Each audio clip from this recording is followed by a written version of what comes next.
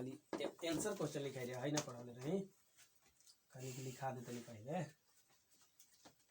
तो हाई वाला ऑन के सर नहीं करेगा लिखा देगा लिखा दिया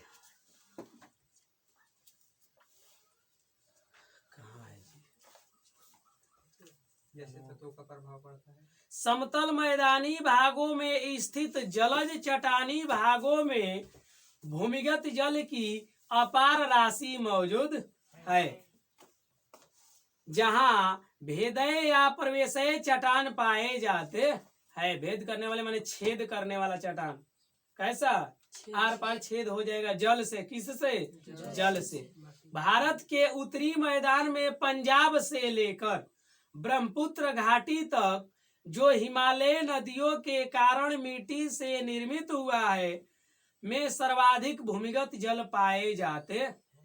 यहाँ देश का 42% जल पाया जाता है।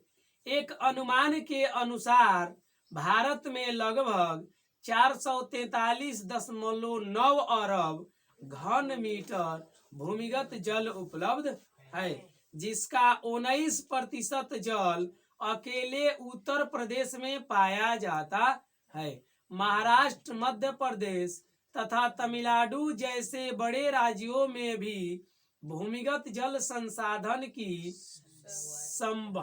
संभाव्यता अधिक है। क्वेश्चन लिखो फट दे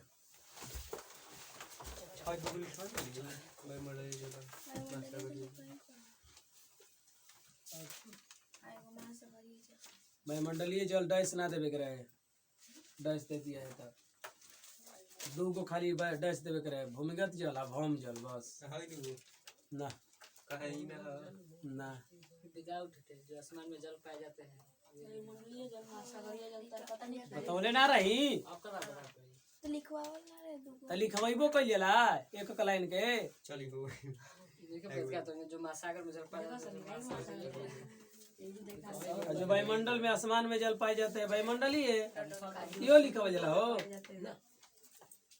तो यू बता दीजिए धरती पर पड़े तो वो ना ई दो को में आता है इसीलिए बात समझिए भौम जल अच्छा है भूमिगत जल ये दोनों में से कोई एगो आता है तो इसको लिखा दिए है हमारे एगो धारा तलीय है जो धरती पर पावल जाला पोखरा तालाब कुआं धरती पर ना नहीं कुआं तो भूमिगत जल हो जाए अंदर ना होगा लिखा क्वेश्चन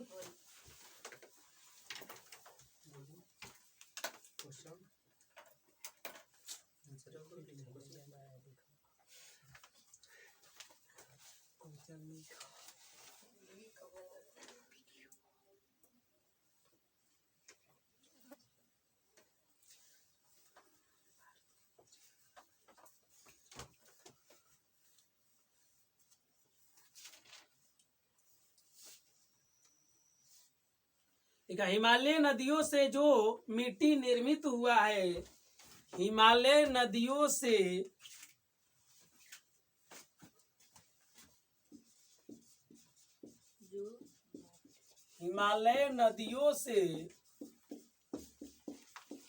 जो मिट्टी निर्मित हुआ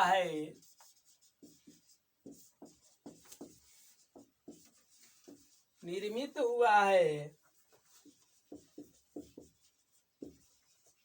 उस क्षेत्र में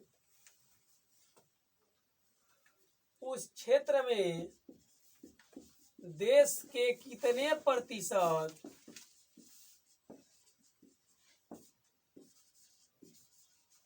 भूमिगत जल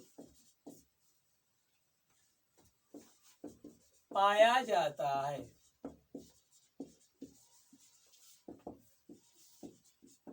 बोर्ड पर लिखा गया है हिमालय नदियों से जो मिट्टी निर्मित हुआ है उस क्षेत्र में देश के कितने प्रतिशत भूमिगत जल पाया जाता 42%।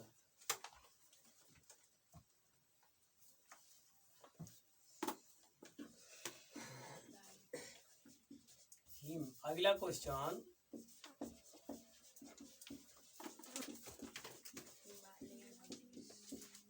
हिमालय नदियों के अनुसार भारत में कितने अरब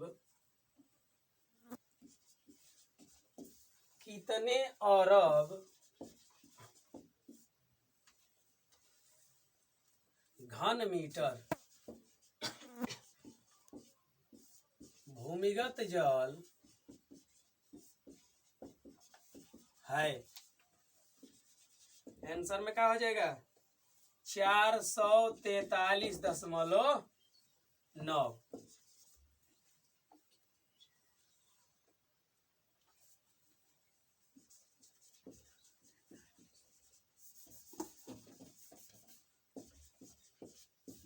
उत्तर प्रदेश में भूमिगत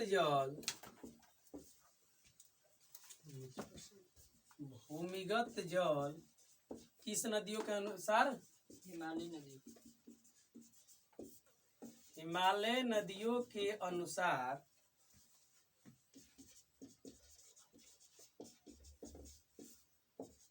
कितने प्रतिशत?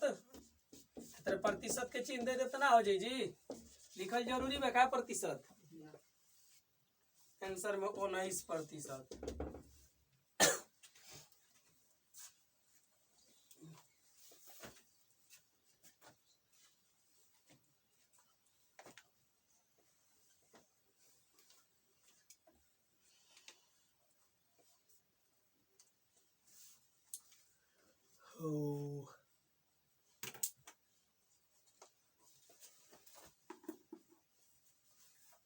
चले के आगे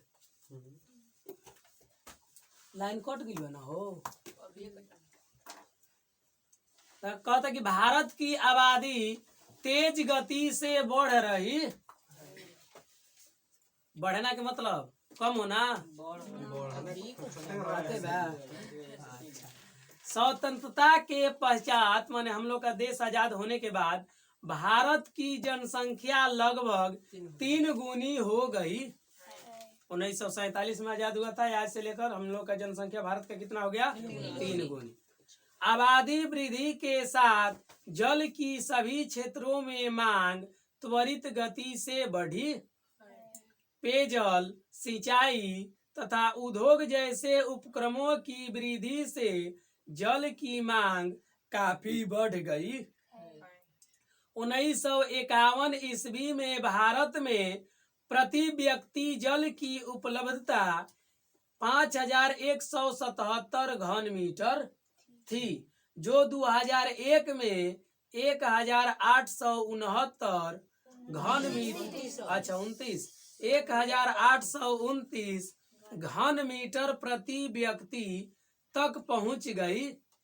संभावना है कि 2025 ईस्वी तक पहुंचते नजदीके 25 अब पहुंचते प्रति व्यक्ति जल की उपलब्धता 1342 घन मीटर प्रति व्यक्ति हो जाएगी।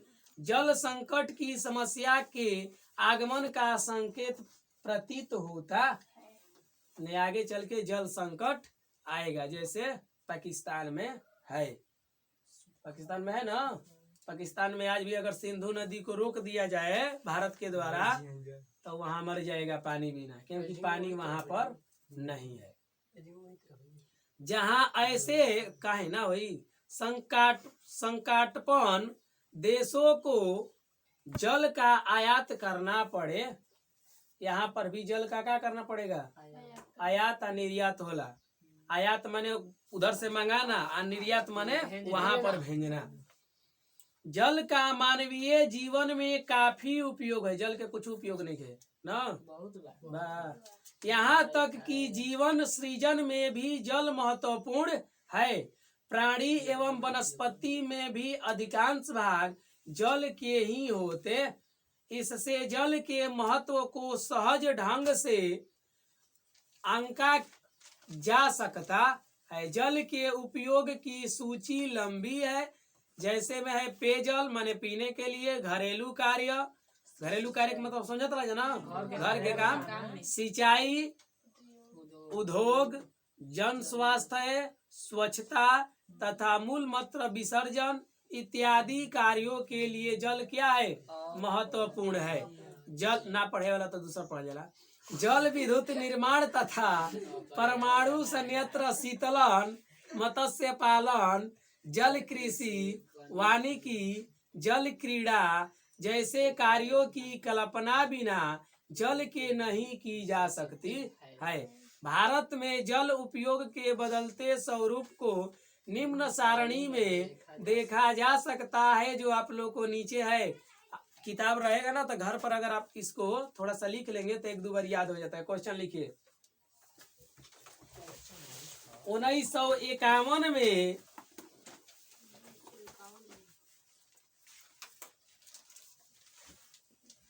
1951 में बड़ी दुख होता तरी गलू भे के लिए